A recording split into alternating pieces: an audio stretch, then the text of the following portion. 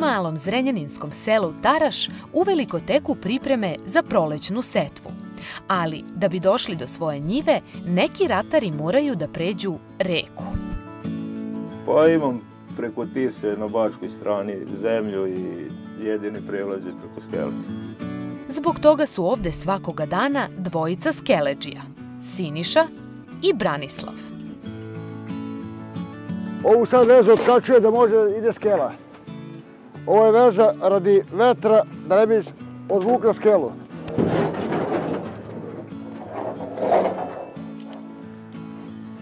Sad ovdje dižemo ja kolega Kecilju da može da ide u Bačko. Jel uvek radite u paru ovako? Da, uvek razva. Na dva momka radimo.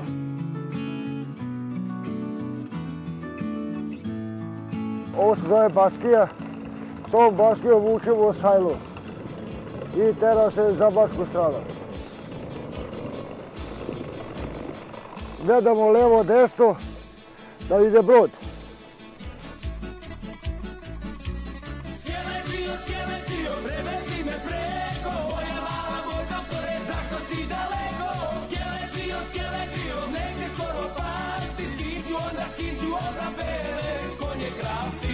Skela na ručni pogon stara je gotovo 2 veka. Siniši i Branislavu je potrebno 5 do 10 minuta da je prevezu iz Taraša do oranica između sela Žabalj i Čurug. A meštani najbolje znaju kako im je ako skela ne radi. Dešava se da i voda poraste, da bude nivo jako visok, onda idemo na Žabaljski most, prelazimo oko 30 km u jednom pravcu i 30 nazad. A to se većinom dešava proleći. A sada već par godina imamo sreće, ne razliva Tisa i ovo nam je jedini način prevoza. Pa i vi pomažete? Pa ne mogu oni stalno vući sami. Znači i onaj ko dođe da se preveze, uvati se posla? Pa normalno. Jel teško? Nije. Jel lakši vaš posao ili njihov? Svaki im svoj posao najteži.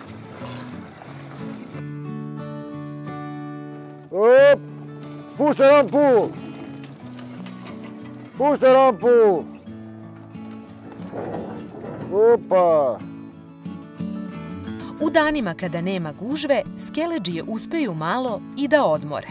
A njihove ruke najbolje govore koliko je taj posao težak. Kad je sezona, bude oko 40 prelaza u toku dana, od 7 do 7. Kako tada izdržavate? A kako ništa. Dobra rana, posao dobar, radi se, mora da se jede. Može li od ovog posla, momci, da se živi? Može.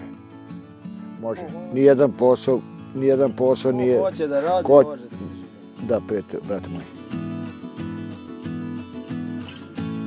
I sada, što bi se reklo, i ovo nanovo. I ovo nanovo. Idemo nazad u Banat.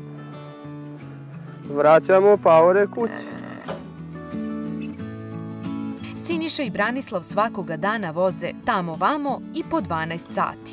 Ali ne žale se, jer njima, kao i ostalim meštanima Taraša, egzistencija zavisi od ove stare banatske lepotice.